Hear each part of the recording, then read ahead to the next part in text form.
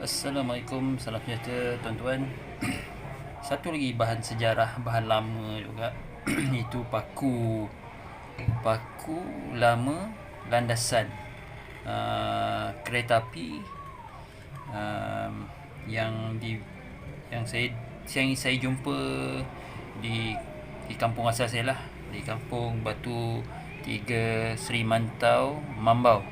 Untuk pengetahuan tuan-tuan, laluan jalan kereta api Seremban Port Dickson yang melalui juga di kampung saya adalah merupakan landasan, kalau ikut sejarah lah, catatan sejarah, adalah landasan kereta api yang kedua tertua di Semenanjung dan juga di Malaysia lah.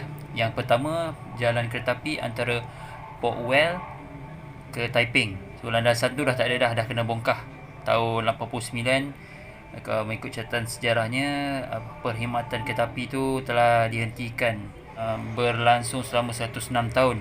Ditamatkan perkhidmatan tahun 99. Okey, berbalik pula kepada jalan kereta api Seremban Port Dickson.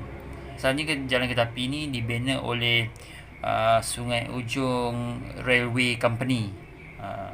Dia dibina, tak silap saya, dalam tahun 1886 ataupun 87. Dia seiring dengan pembinaan dan pembukaan Port Dickson, Pekan Port Dickson pada waktu tu. So jalan kereta api tu menghubungkan Port Dickson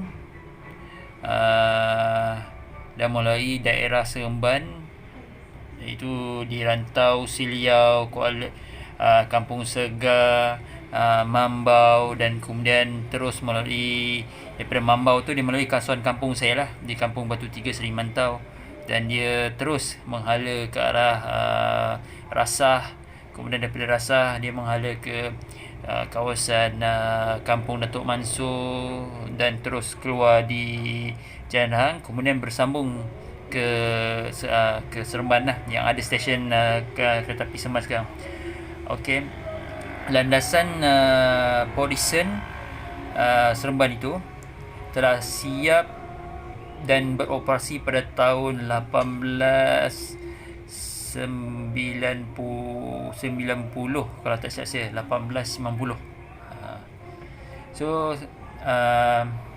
jika tak salah saya, tahun 2006 atau 2008 jalan kereta api ni telah ditutup, dan sebahagian daripada jalan tu ada yang dah dibongkar, tapi sehingga sekarang laluan kereta api tu masih wujud lah, masih belum, tak semua dibongkar, masih kita boleh nampak jalannya, masih boleh nampak trek tu. Okey tuan-tuan, saya tak buang masa lah untuk sejarah tu, itu sebagai makluman lah supaya kita tidak lupa akan sejarah lah.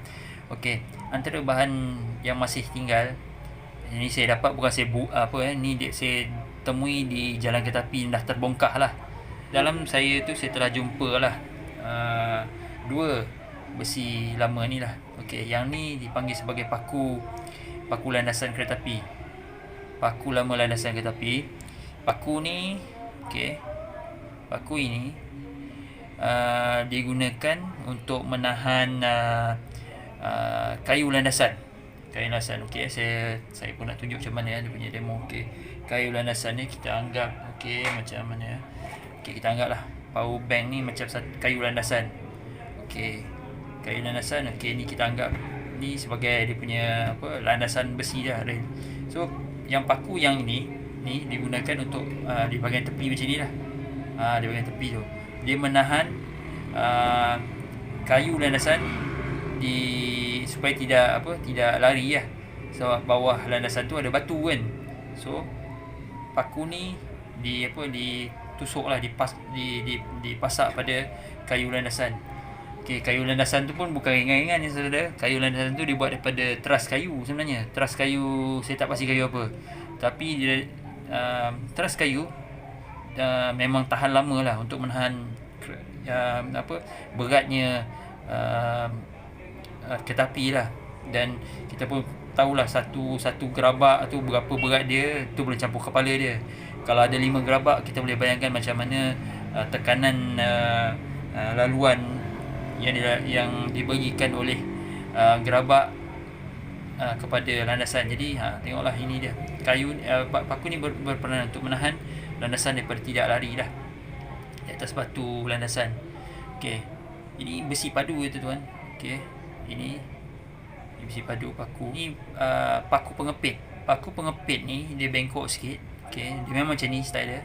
Dia bentuk macam muncung itik pun juga ni kalau kita tengok secara imbas. Okey, macam ni. Okey, paku ni dia tertanam dalam batu landasan yang banyak-banyak tu. Okey, tapi dia kepit rel ke tepi tu. Rel ke tepi tu melintang panjangnya tu, melintang macam tu. Okey, dia kepit tepi tu. Dia supaya rel tu tak larilah pula. Dia tak tergelincir daripada landasan lah.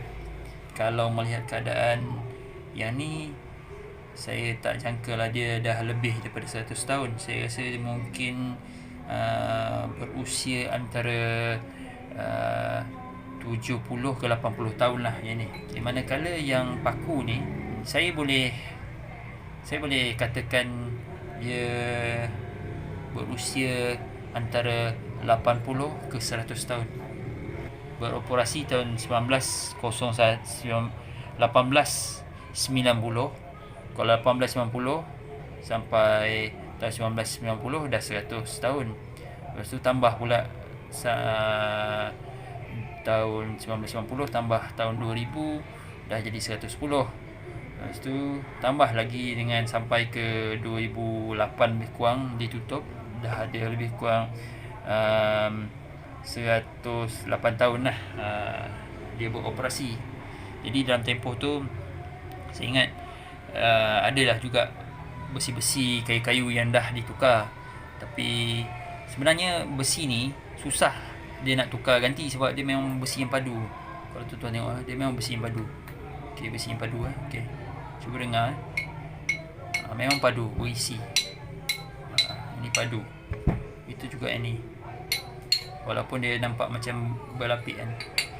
Okey, kita ukur pula dia punya panjang Benda ni agak rare juga nak jumpa. Okey, tuan-tuan tengok 0 cm. Yang ni okey, ukurannya okey lebih kurang macam ni lah. Ukuran dia lebih kurang macam ni, lebih kurang kalau dia tak bengkok ni saya rasa dia sampai sini. Ataupun sini lebih kurang dalam 13 inci panjang. So sekarang sebab dia bengkok lebih kurang dalam 12 point berapa, point 8 ke point 7 lebih kurang itulah panjang dia. Okey, ini. Manakala yang ni pula, okey, kita ambil daripada yang puncak ini, dia punya ni, so lengkung yang paling tinggi, dia lebih kurang 14 cm. 14 cm panjang. Okey. 14 cm panjang. Besi begini sangat digemari oleh pembuat pedang ataupun mungkin yang untuk buat badik, pisau-pisau kecil, sebab besi dia padu. Okey. Tuan boleh nampak di besi ni agak lama kan. Ada beza sikit dengan yang ni. Yang ni mungkin sebab dia dah tertanam dalam, so dia kena dimakan oleh faktor keadaan tanah ataupun air ke apa kan. Nampak dia punya kepala ni Ini adalah kesan hentakan dah lama. Kalau nampak dia punya dia tebal sini ni kan. Ni nak ketuk dia tu pakai hammer yang besar. Saya pernah nampak sebab jalan kereta api tu memang di sebelah rumah kampung lah kan. Jadi saya nampak daripada saya kecil, daripada umur saya yang saya sedar, saya pernah perasan pekerja-pekerja landasan keluarkan paku ni untuk alihkan landasan kayu yang rosak kan. Kayu tu rosak pun taklah rosak sangat, dia cuma bila dah pecah sangat, dia bahagian tengah dan bahagian tepi, jadi landas kayu pelapik tu dah tak sesuai untuk menahan tekanan berat ke gerabak lah.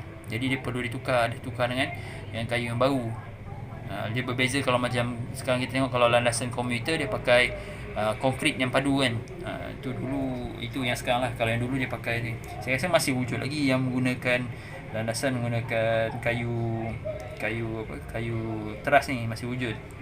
Sebab kayu teras tu kalau dibakar, yang dah tak pakai lah kan, boleh tahan berhari-hari dia tetap menyala membara kan.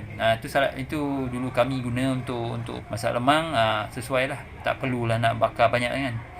Saya dulu masih kecil saya gunakan kayu pelandas tu untuk yang mana dia orang buang tu, tepi tu saya ambil untuk buat empang air sungai.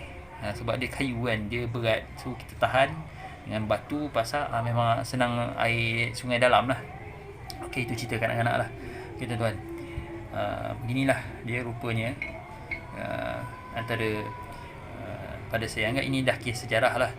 Sejarah yang ni yang ada saya temui, ini saya akan simpan lah sebagai satu koleksi lah. Memang lepas ni kita akan jumpa lah, sebab mungkin kita tahu lah, mungkin akan datang landasan tu akan dibongkar selamanya, macam yang berlaku di Kuala Pilah, landasan Kuala Pilah ke Bahau, dan juga landasan Portwell ke Taiping.